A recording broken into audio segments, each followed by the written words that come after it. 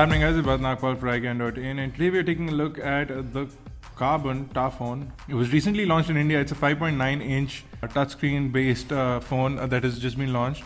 It comes in the phablet category, has a bit of interesting things. Majorly, the fact that it has such a large screen is one of the main reasons that this phone has become popular in the recent days.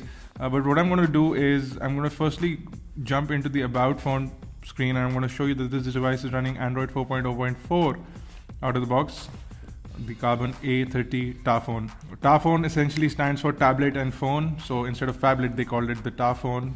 So it's a tab phone mix. It's a 5.9-inch display diagonally. So the first thing I'm going to do is I'm going to run into Quadrant over here for you guys, and I'm going to take a look at the system information that is available over here. So if I come into the CPU information, you can see it's an ARM v7 processor, revision O. We can see that it's clocked at 1001 megahertz.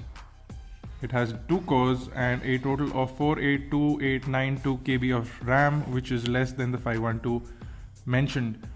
Now we have a 5.9-inch display with a very low resolution of 480 by 800, which is surprisingly low, but we have the PowerVR SGX 531 GPU, which is also just about okay. It's not great. We have an orientation sensor, a 3-axis magnetic field sensor. We also have an accelerometer, a proximity sensor, and a light sensor that controls the phone as well. So that's all good. Let's come into the Quadrant standard over here, and I'm going to run a full benchmark for you guys.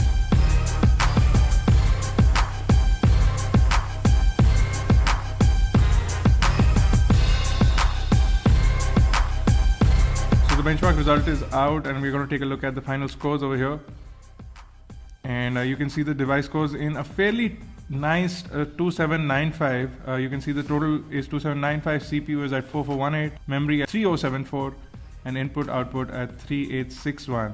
So that's a fairly decent score. So I'm just going to quit Quadrant over here, and the next thing I'm going to do is do a multi-touch test. I want to see how many fingers this screen can recognize. So it does 4, 5, and that's it. So it takes a maximum of 5 inputs on the screen, which is fairly decent, but since it's such a large screen, you would expect at least 10 on a device like this. But we have 5 touch input screen, which is also fairly decent. The next thing I'm going to do is I'm going to run a Nina Mark II test, which is going to test the frame rate for the GPU.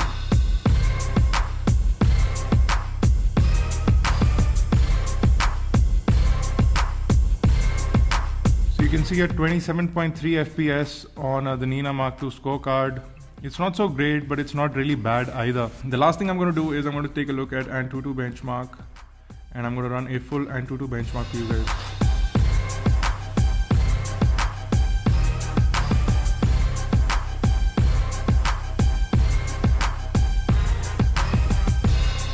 So you can see the device scores in a 6807 on the benchmark, and you can see the total performance over here. You can see the RAM performance, CPU integer performance, float point performance, 2D graphics, 3D graphics, etc, etc. You can see them all here.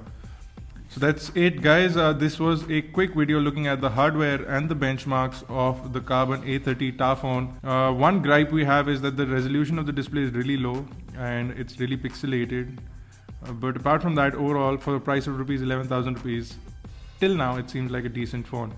We'll look at the gaming performance coming up next in our videos, so you can check out the gaming performance on this phone and then make a decision before we come out with the full review. This has been Bharat Nagpal. Make sure you leave your comments and suggestions in the comment section below. You can also catch us on iGyan for the full detailed description of the Carbon A30 TAphone. Do also catch us on Facebook, Twitter, Google+, and subscribe to us on YouTube, youtube.com/iGyan, youtube.com/iGyanTV. The iGyan Network has been Bharat Nagpal. Thank you guys.